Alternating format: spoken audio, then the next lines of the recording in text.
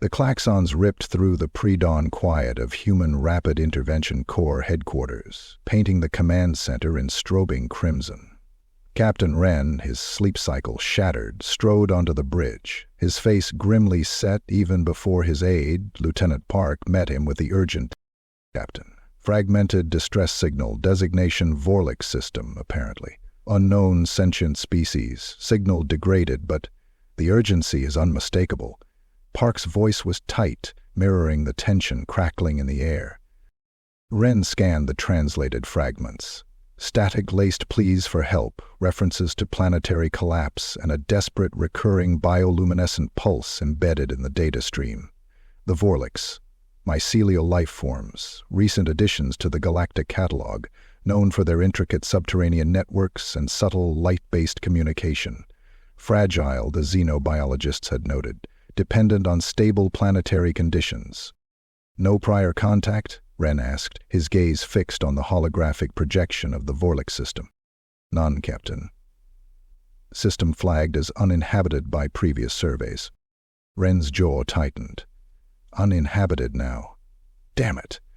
We don't have time for protocols. If they're broadcasting a signal like this, they're beyond the point of polite introductions.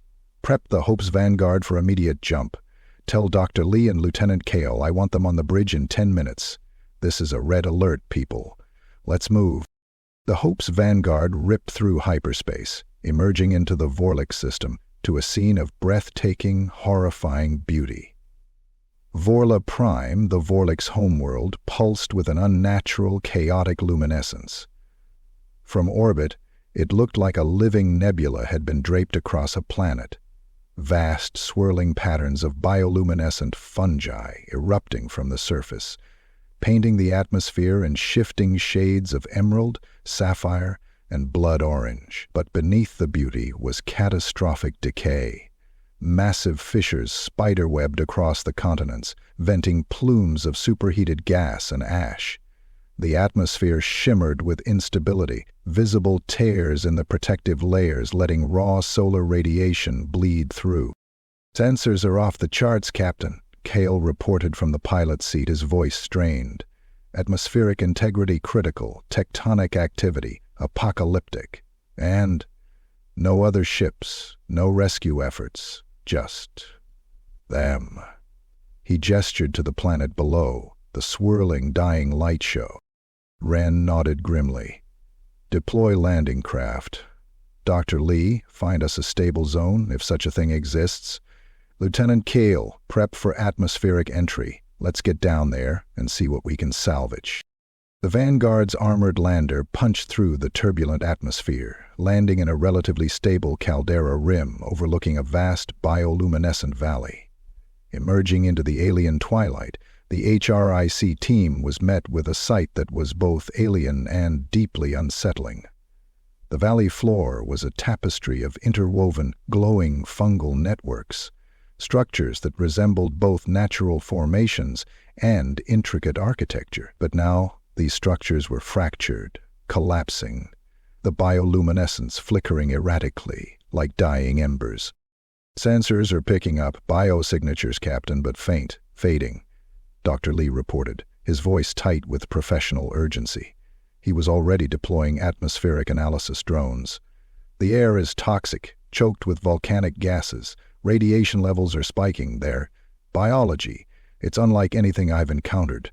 Mycelial networks, planet-wide, interconnected consciousness, perhaps? But whatever it is, it's failing." Kyle, working on establishing communication, shook his head. "No conventional signals, Captain, but look." He pointed to the valley floor.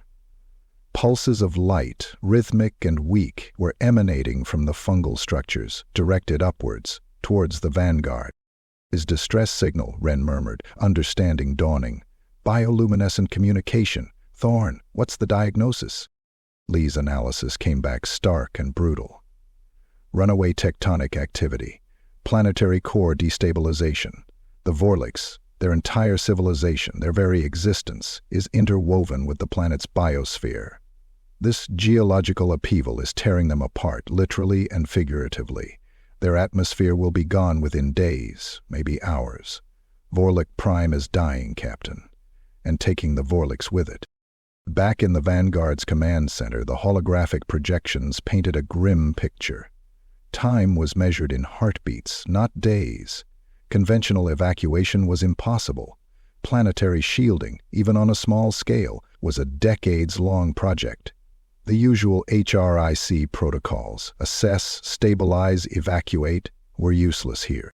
"We're looking at total species extinction, Captain," Lee stated, his voice flat. Unless we do something drastic, something insane." Wren leaned forward, his gaze sharp. "Insane is our specialty, Doctor. Lay it on me." Lee hesitated for a breath. "We can't save Vorlich Prime, but maybe we can save the Vorlichs themselves. Planetary seeding, accelerated adaptation." Kyle blinked. "Seeding? You mean like transplanting them?" "Not individual Vorlichs, Lieutenant. Their consciousness, their very being, is distributed across the network. We need to extract the essence of Vorlich's life. Spores, mycelial strands, genetic information, whatever we can gather, and seed it on a viable but currently uninhabited planet. Then we accelerate the planet's habitability. Rapid terraforming tailored to Vorlich's biology. It's a long shot, a desperate gamble, but it's their only chance." Wren considered the plan, his mind racing. It was reckless, ethically murky, pushing the boundaries of HRIC protocols to the breaking point, but looking at the dying planet, the fading bioluminescent pleas, he knew Lee was right. It was insane, and it was humanity's only option. "Do it, Doctor," Wren said, his voice firm. "Lieutenant Kale, prep atmospheric processors and resource drones. We're going shopping on a dying world. Dr. Lee, you get those bioseeders ready. We're going to rewrite a planet in a week." Chaos erupted into focused, frantic activity. Drones screamed through the toxic skies of Vorlich Prime, piloted by Kale with a reckless precision, snatching samples of Vorlich's mycelia, spores, and vital resources from collapsing structures and geyser vents. Lee, working in the Vanguard's biolab, raced against time to analyze the Vorlich's biology, adapting human terraforming technology to suit their unique needs, designing bioseeders to inject Vorlich's life into a barren world. Wren orchestrated the entire operation from the bridge, a whirlwind of commands, calculations, and sheer will. Setbacks were relentless. Vorlich's biology was even more complex than anticipated, requiring constant adjustments to the terraforming protocols. Resource drones were lost to volcanic eruptions and collapsing terrain. Time bled away like atmosphere from a breached hull. Then, a new crisis. Sensor readings from their designated target planet, a nascent volcanic surge, threatening to disrupt the seeding process before it even began. "We're losing atmospheric processors, Captain," Kale yelled, his voice tight with strain as he wrestled with drone controls amidst a sudden ash storm. "Volcanic plume eruption right in our extraction zone." Lee swore under his breath in the lab, staring at a flickering power display. "Bioseeder calibration failing. We're losing containment on the Vorlich spores." Wren, staring at the cascading disaster displays, made a split-second decision. "Kale, reroute power from Drone Squadron Delta to atmospheric processor Gamma 7. Dr. Lee, bypass the calibration sequence. Manual override. We don't have time for perfect, we need functional. Push it, people. Push it to the breaking point." Kale, with a grunt of effort, executed a risky power reroute, his drone squadron flickering on the edge of shutdown. Lee, ignoring safety protocols, slammed manual overrides, forcing the bioseeders into a chaotic, improvised firing sequence. And Wren, his hands clenched into fists, watched the holographic display of their target planet, willing it to hold steady, willing humanity's desperate gamble to pay off. Then, slowly, miraculously, the tide turned. Atmospheric readings on the target planet stabilized. Bioseeders registered successful deployment. Faint but unmistakable, readings of nascent Vorlich's life began to register on the sensors, microscopic tendrils of mycelia reaching out, absorbing nutrients, growing.